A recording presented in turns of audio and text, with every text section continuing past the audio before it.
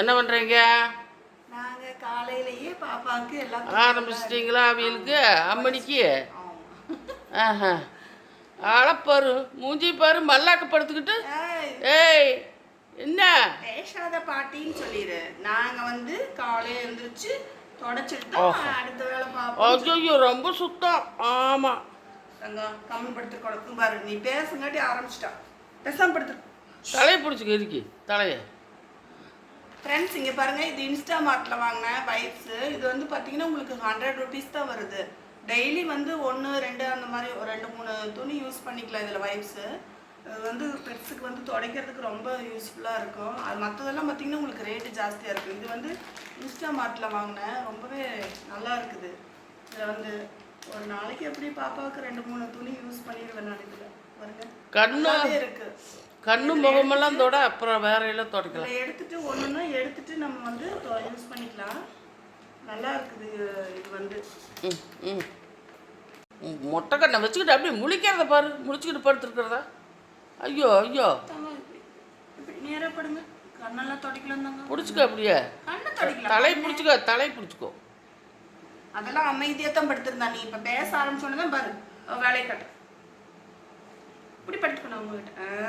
அப்படி தங்கத்துக்கு வாய் பத்தியா, வாயெல்லாம் தொடச்சு கண்ணெல்லாம் தொடச்சு சரியா. தென்கிழக்கு சேன் மட்டு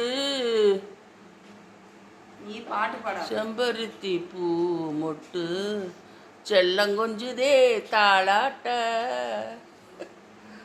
டெய்லி காலையில் எழுந்திரிச்சு இதெல்லாம் கொஞ்சம் கிளியர் பண்ணி விட்டோம்னா அவங்களுக்கும் நல்லா ஃப்ரெஷ்ஷாக இருக்கும், வாசமாக இருக்கும். இல்லைன்னா வீட்டுக்குள்ளே ஒரு மாதிரி ஸ்மெல் அடிக்கும். ஸ்மெல்லாம் அடிக்காமல் இருக்கணும்னா இந்த மாதிரி வைப் வச்சு நல்லா அவங்களுக்கு தொடச்சி கொடுத்துக்கணும். காலையிலேயே தொடச்சிட்டோம்னா நீட்டாக இருக்கும்.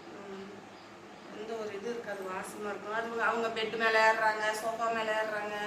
அப்போ உங்களுக்கு வந்து ஒரு மாதிரி துடைக்காமல் விட்டுட்டிங்கன்னா அந்த உனி மாதிரிலாம் வந்துடும்.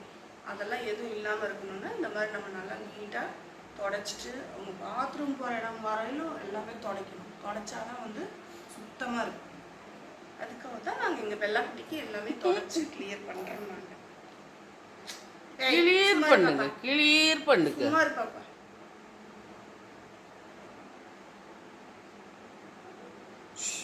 அமைதியாக இருக்கும் சரியா. அவங்களுக்கு எந்த நேரமும் விளையாண்டே இருக்கணும். அப்புறம் இந்த ஸ்டிக்கெல்லாம் விழுகாமல் இருக்கிறதுக்கு நம்ம வந்து இந்த மாதிரி தொடச்சிட்டு நல்லா காஞ்சதுக்கு பின்னாடி நம்ம சீப்பு போட்டு நல்லா சீவி எடுத்துடணும். முடியெல்லாம் எல்லா இடத்தையும் நல்லா சீவி எடுத்துட்டோம்னா டெய்லி சீவி விட்டோம்னா தான் சிக்கு மாதிரி விழுகாமல் இருக்கும். இந்த மாதிரி தான் நாங்கள் மெயின்டெனன்ஸ் பண்ணிட்டு வர்றோம். அதுக்கப்புறம் ஏதாவது கொடுத்தோம்னா கூட அப்போவே நாங்கள் வந்து வாயெல்லாம் தொடச்சி எல்லாமே தொடச்சி விட்டுருவோம். அப்போ நாய் வந்து அழுக்காகாமல் இருக்கும். இல்லைன்னா பெட்ஸ் வந்து ரொம்ப அழுக்கான மாதிரி, வாயெல்லாம் அழுக்கான மாதிரி, ஒரு சில பெட்ஸ் எல்லாம் பார்த்திங்கன்னா ரொம்ப அழுக்கான மாதிரி இருக்கும். அந்த மாதிரிலாம் இல்லாமல் நீட்டாக மெயின்டெனன்ஸ் பண்ணலாம். இந்த மாதிரி பண்ணோம்னா குட்டிகளும் நல்லா வந்து க்யூட்டாக அழகாக இருப்பாங்க. ஓகேவா? வெள்ளா எப்படி இருக்கிறாங்கன்னு கமெண்ட்ஸில் சொல்லுங்கள். முடி வந்து 1 வாரம் கூட ஆகலை ஃப்ரெண்ட்ஸ். முடி வெட்டி பாருங்க, அதுக்குள்ளே அப்படி அவ்வளோ வேகமாக வருது முடி. அது சாப்பாடு அது முடிக்கே பத்தாது, வேகமாக வருது.